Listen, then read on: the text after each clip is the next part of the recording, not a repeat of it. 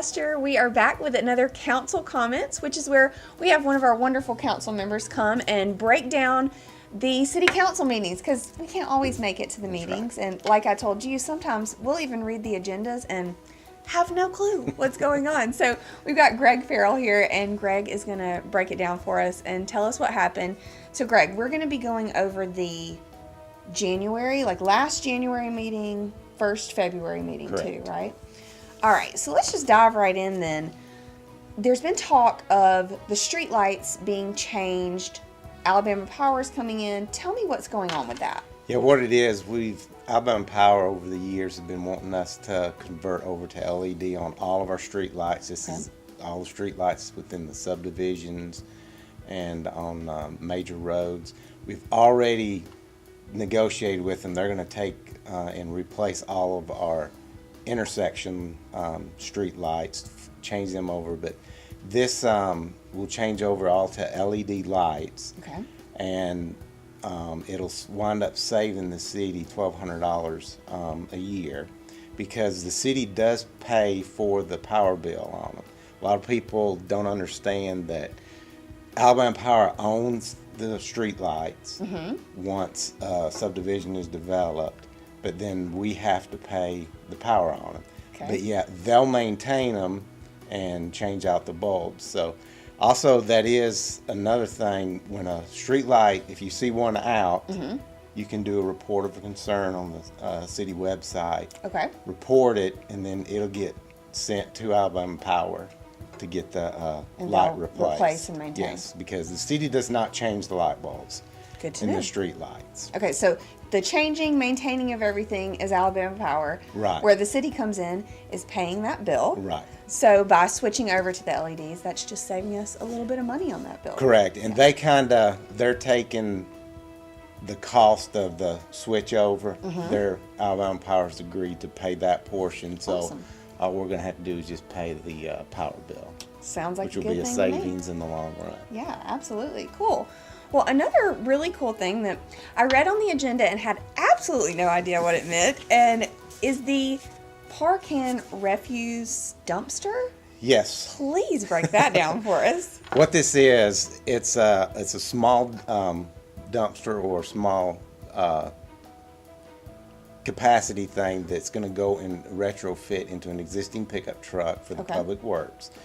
And what this vehicle will do will go around and pick up any houses that were missed or something happened, trash was spilled. The small truck will go collect that trash.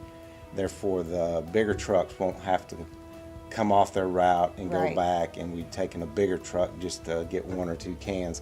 And also, this vehicle will help with what we call kind of a door-to-curb service for our elderly that can't take their cans to the curbs, and also for our disabled citizens. This truck will go out and handle that call versus our bigger trucks with the drivers having to stop, go do it. That way they can maintain their route.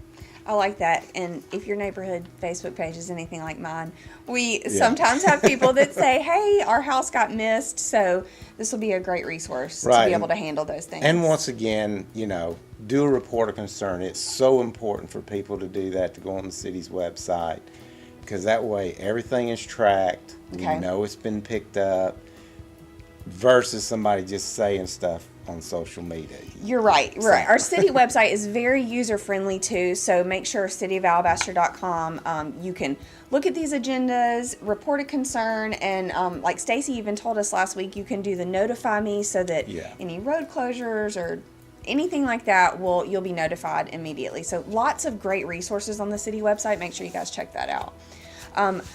Speaking of saving money from the streetlights, we're saving quite a bit of money by renegotiating some of the liability insurance. Yes, we were looking into possibly changing our general liability for the city, which covers vehicles, anything having to do with our employees, and in general in our buildings. And we were able to, the mayor and her staff, I'd credit them for renegotiating with our existing company, AMIC, and they were able to negotiate a new contract and save the city $20,000 for this fiscal year, which is a huge That's savings. pretty awesome. Yeah. Yeah, that's great. So we have been talking lots over the last few months about our first responders, our police, our fire department.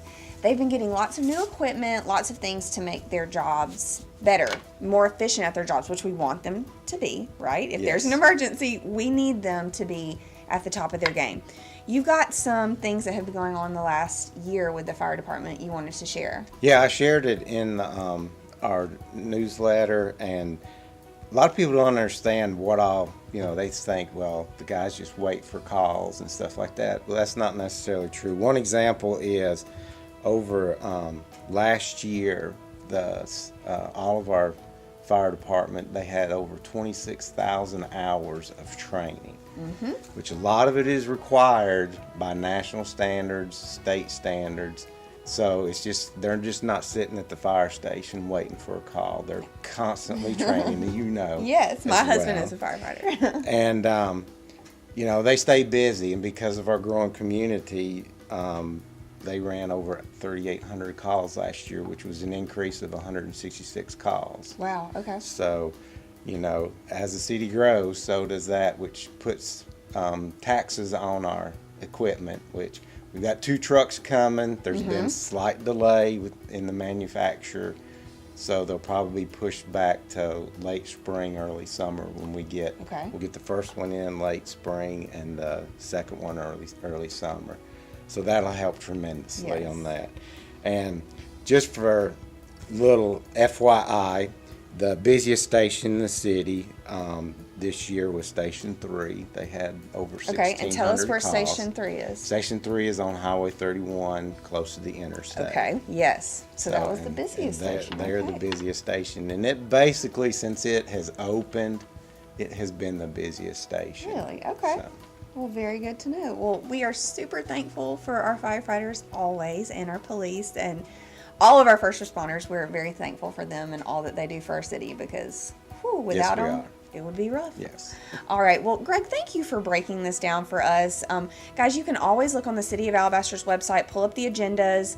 If you have any comments or questions, comment below. Let us know. We'd love to hear from you. And we will see you next month on another Council Comments brought to you by the City of Alabaster.